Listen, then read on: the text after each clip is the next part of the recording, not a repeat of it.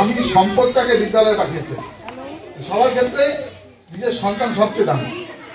সন্তানকে পাঠিয়েছেন। আপনারা দেখতে পাচ্ছেন সামনে অনেক পুরস্কার দেওয়া হচ্ছে।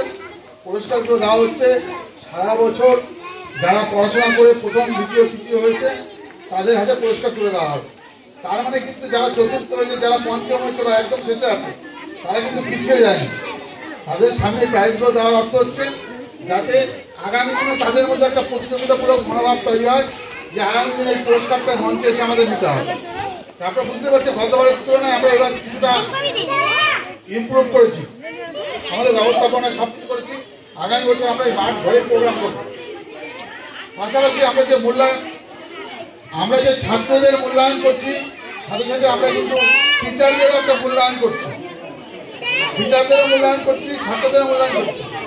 আমরা টিচারদের হিসাবে আমাদের যারা দিদিমণি আছেন তারা সবাই কিন্তু যোগ্য, সবাই যোগ্য এবং সবাই ডেডিকেটেড।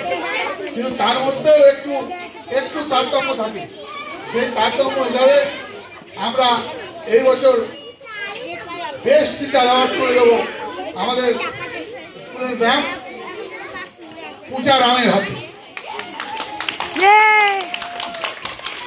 এই পুরস্কার তুলে দেবেন আমাদের অন্যতম ডাইরেক্টর গৌতম দে। গৌতম দে স্যারকে বলবো পুরস্কারটা তুলে দেওয়ার জন্য।